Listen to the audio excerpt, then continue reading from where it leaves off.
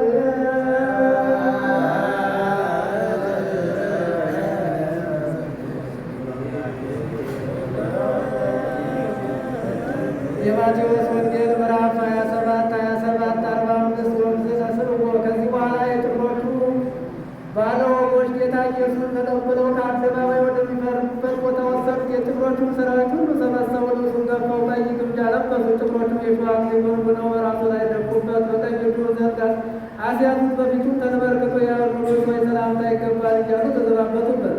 በላዩ የተፉበት የያዙትም ዘንግ ተቀበሉ። ራሱን በዘንግ ይመቱት ነበረ። ከተዘባበቱ በኋላ ያን ቀይ ግምጃ ገፈው ልብሱን አለበሱትና ሊሰቅሉት ወሰዱት። ሲወጡም ስምዖን የሚባል የቀሬናው ሰው አግኝተው መስቀሉን ይሸከም ዘንድ አስገደዱት። ትርጓሜ ራስ ቅል ወደሚሆን ቦታ ወደሚባል ቦታ በደረሱ ጊዜ ከሐሞት የተቀላቀለ ወይን ሊጠጣ ዘንድ ሰጡት። ቀምሶ መጠጣትን እምቢ አለ። ከሰቀሉት በኋላ ተነጣጥለው ልብሱን ተካፈሉ፣ ልብሴን ራሳቸው ተካፈሏል። በቀሚሴም ላይ ዕጣ ተጣጣሉ ያለው የመጽሐፍ ቃል ይፈጸም ዘንድ ከዚያም ተቀምጠው ይጠብቁት ነበር። ከራሱ በላይ የአይሁድ ንጉሥ ኢየሱስ ለሚል የመደሩት ጽፈው አኖሩ። ከዚህ በኋላ ሁለት ወንበዴዎች አንዱ በቀኝ አንዱ በግራ ከእርሱ ጋር ሰቀሉ።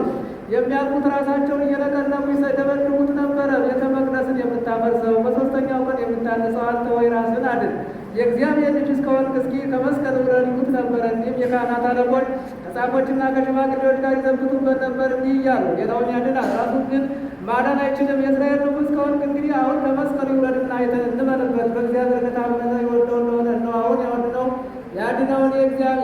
እኔ እግዚአብሔር ልጅ ነኝ ይላልና። ከእርሱ ጋር የተሰቀሉ ወንበዴዎችም እንዲህ ያሽሟጠጡት ነበረ። ከ6 ሰዓት ጀምሮ ጊዜ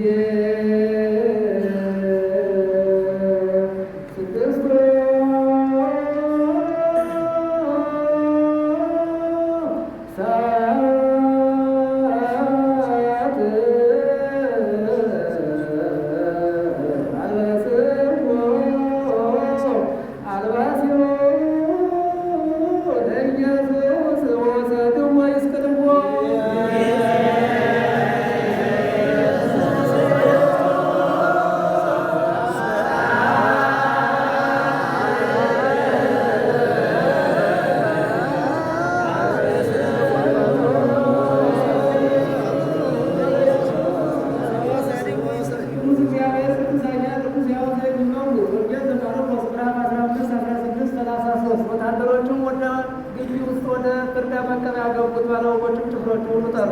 ነጭ አልጋ ለበሱ። የሸዋ አክሊልም ጎልጉለው በራሱ ላይ ደፉበትና ተዘባበቱበት። የአይሁድ ንጉሥ ሆይ ሰላምታ ይገባል ይሉት ነበር። ራሱን በዘንግ ይመቱት ይደፉበትም፣ ተንበርክከው ይሰግዱለት ነበር። በተዘባበቱበት ጊዜ ያንን ነጩን ሐር ገፈፉና ልብሱን አልብሰው ወደሚሰቅሉበት ቦታ ወሰዱት። መስቀሉን የሚሸከም ዘንድ የቀሬና ሰው የሆነ ከመንገደኞች አንድ ስምዖን የሚባል መንገድ ኃላፊ ከበረሃ ሲመለስ ያዙት። እሱም የእስክንድሮስ የሮምስ አባት ነው። ትርጓሜ ራስ ቅል ወደሚባል ወደሚሉት ወደ ብዙ ቦታ ስፍራ ወሰዱት። ከከርቤ ጋር የተቀላቀለ ወይን ሊጠጣ ሰጡት። መጠጣትን እምቢ አለ። እሱንም ሰቀሉና በልብሶቹ ላይ ዕጣ ተጣጥለው እንደ ድርሻቸው ተካፈሉ። ሊሰቅሉትም 3 ሰዓት ነበረ። የበደሉ አደባባይ ደብዳቤም የአይሁድ ንጉሥ ነው ይል ነበረ። ከእርሱ ጋር አንዱን በቀኝ አንዱን በግራ ሁለቱንም በግዕዝ ሰቀሉ። መጽሐፍ ከዓመፀኞች ጋር ተቆጠረ ያለው ተፈጸመ። መንገድ ተላላፊዎችም ይደበድቡት ነበረ። ራሳቸውን እየነቀነቁ ይሉት ነበረ፣ አወይ ቤተ መቅደስን አፍርሶ በሦስተኛው ቀን የሚሠራ ስዕልን ከመስቀል ውረድ። እንዲሁም የካህናት አለቆችና ጻፎች ይዘብቱበት ነበር። ሌላውን የሚያድን ራሱን ግን ማዳን የማይችሉት ነበር። እርሱ የእስራኤል ንጉሥ ክርስቶስ ከሆነ እስኪ አሁን ከመስቀል ይውረድና አይተን እንድንበልበት ይሉ ነበር። አብረውን የተሰቀሉትም ያሽሟጥጡት ነበር። ቀትርም በሆነ ጊዜ ፀሐይ ጨለመ፣ ዓለም ሁሉ እስከ 9 ሰዓት ድረስ ጨለማ ሆነ። ጊዜ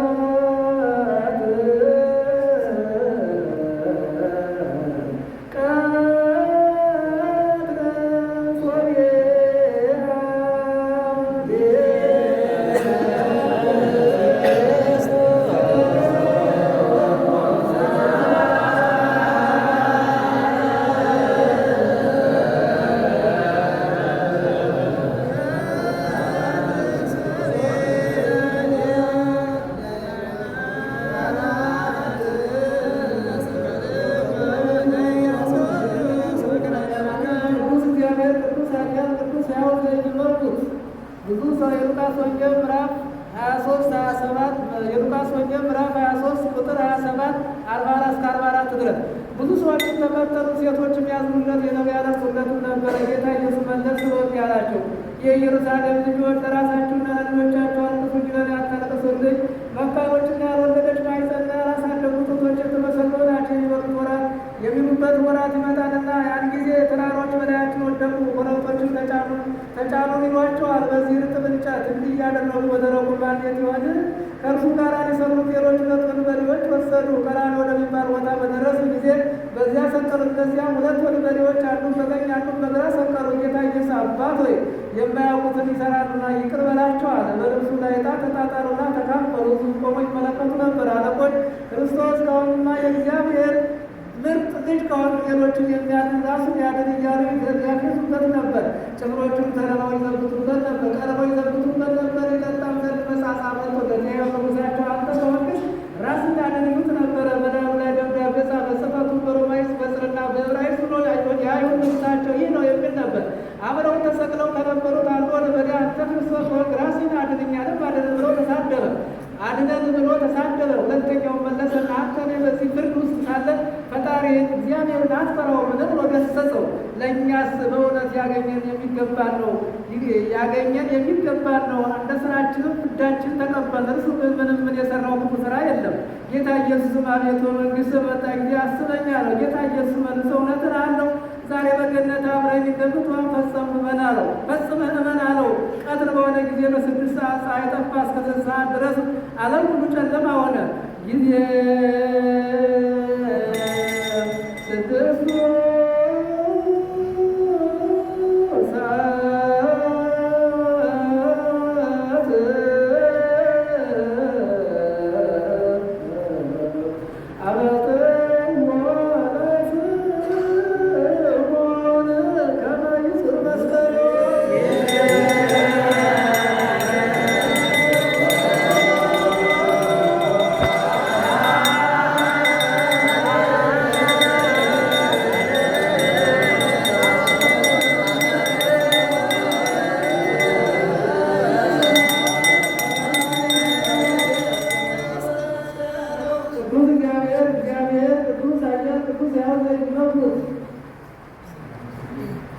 ዮሐንስ ወንጌል ምዕራፍ 19 ቁጥር 13-27 ድረስ ጲላጦስ የሚል ነገር ሰምቶ ጌታ ኢየሱስ ወደ ውጭ አወጣው።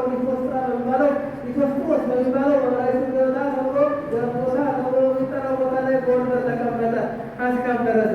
ጊዜው ቀትር 6 ሰዓት ያልነበር ጲላጦስ አይሁድ ንጉሣችን አላቸው። እነርሱ ስቀለው ግደለው እያሉ ጲላጦስ ንጉሣችሁ ልሰቅለው ስቀለው አላቸው። የካህናት አለቆች ከቄሳር በቀር ንጉሥ የለም ብለው መለሱ። ከዚህ በኋላ ሚሰሩት ሰጣቸው። ጌታ ኢየሱስ ተቀብለው ወደ ውጭ አወጡት። መስቀሉን የተሸከመ ቀራንዮ ወደሚባል ቦታ ወሰዱት። የሰቀሉበት ቦታ በዕብራይስጥ ጎልጎታ ይሉታል። ከእርሱ ጋር አንዱን በወዲህ አድርገው ሌሎች ሁለት ወንበዴዎች ሰቀሉ። ኢየሱስን በመካከላቸው። ጲላጦስ ደብዳቤ ጽፎ በመስቀል ላይ ያኖረ። ደብዳቤውም ይህ የአይሁድ ንጉሣቸው የናዝሬቱ ኢየሱስ ነው ይል ነበረ። ይህችንም መጽሐፍ ከአይሁድ ያነበቧት ብዙዎች ናቸው። ጌታ ኢየሱስን የሰቀሉበት ቦታ ለከተማ ቅርብ ነበረና ጽሕፈቱም በዕብራይስጥ በሮማይስጥ በጽር ነበር። የካህናት አለቆችም ጲላጦስ እርሱ ራሱ እኔ የአይሁድ ንጉሥ ነኝ እንዳለ የአይሁድ ንጉሥ ነህ ብለህ አትጻፍ አሉት። ጲላጦስም የጻፍሁትን ጻፍ ብሎ መለሰላቸው። ጭፍሮቹ ግን ጌታ ኢየሱስ በሰቀሉ ጊዜ ልብሱን ወስደው ለእያንዳንዱ 4 ክምር አደረጉ። ስፌት የሌለበት ወጥ የሆነ ቀሚሱን አንድ ወገን አደረጉ። እርስ በርሳቸው ጣጣና ለደረሰ የደረሰው እንጂ አንቅደደው ተባባሉ። ልብሶች ለራሳቸው ተካፈሉ። በቀሚሴ ላይ ዕጣ ተጣጣሉ ያለው የመጽሐፍ ቃል ይደርስ ዘንድ ጭፍሮቹም እንዲህ አደረገ። በጌታ ኢየሱስ በመስቀሉ አጠገብ እናቱና ቀሌዮጳ ማርያም መግደላዊት ቆመው ነበረ። ጌታ ኢየሱስ